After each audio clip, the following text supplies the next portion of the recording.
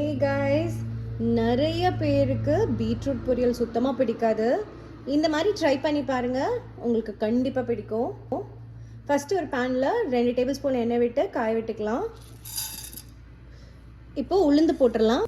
உளுந்து பொன்னிறமாக வதங்கினோன்னே கடுகு காஞ்ச மிளகாய் போட்டுடலாம். இப்போ கடுகு வெடிக்க ஆரம்பிச்சிருச்சு. இந்த டைமில் இந்த ஸ்டெப்பை பண்ணி பாருங்கள், பொரியலோட டேஸ்ட்டே மாறிடும். ஒரு 5 பல் பூண்டு கருவேப்பிலை போட்டு ஒரு வதக்கி எடுத்துக்கலாம். நீங்கள் பூண்டை இடிச்சும் போடலாம், பாதி பாதியாக கட் பண்ணியும் போடலாம். இடித்து போட்டால் இன்னும் நல்லா வாசனை, பூண்டு வாசனை நல்லா வரும். இது ஒரு 2 நிமிஷம் வதக்கிட்டு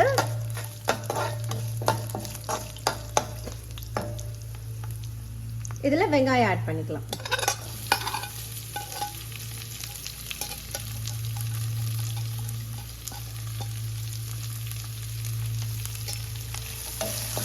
இப்போ வெங்காயம் நல்லா வதங்கட்டும். வெங்காயத்துக்கு தேவையான உப்பு போட்டுடலாம். வெங்காயம் வந்து லைட்டாக டிரான்ஸ்லூசன்ட் ஆகணும். அதுக்கப்புறம் நம்ம பீட்ரூட் ஆட் பண்ணலாம். இப்போ பார்த்தீங்கன்னா வெங்காயம் நல்லா டிரான்ஸ்லூசன்ட் ஆயிடுச்சு.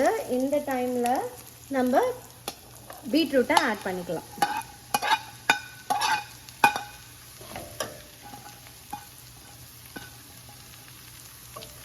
பீட்ரூட்டை இந்த வெங்காயத்தோட சேர்த்து நல்லா வதக்கி விட்டுக்கலாம்.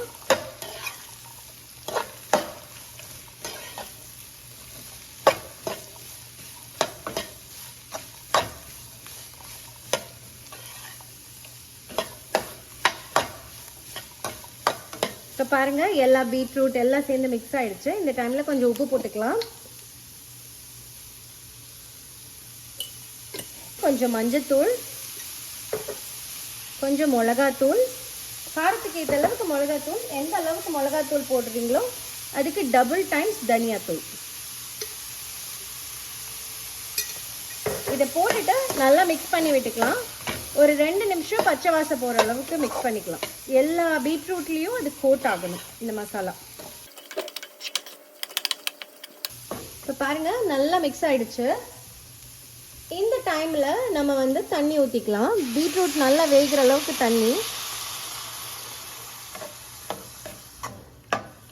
இப்போ நான் நல்லா தண்ணி ஊற்றிட்டேன். இது ஒரு லைட்டாக கொதி வரட்டும்.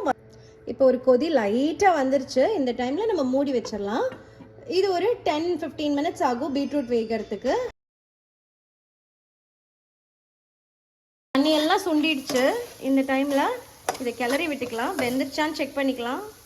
சூப்பராக வெந்துருச்சு. இப்போ வந்து நம்ம என்ன பண்ணலாம்னா, தேங்காய் ஒரு 1/4 கப் தேங்காய் உள்ள ஆட் பண்ணிக்கலாம். சூப்பரான பீட்ரூட் பொரியல் ரெடி ஆயிடுச்சு. இந்த மாதிரி பூண்டு, அப்புறமா வந்து மிளகாத்தூள், தனியாத்தூள்லாம் போட்டு கடைசியாக தேங்காய் துருவி மேலே போட்டு எப்படி வந்ததுன்னு ட்ரை பண்ணி பார்த்துட்டு கமெண்ட்ஸில் சொல்லுங்கள். Bye guys.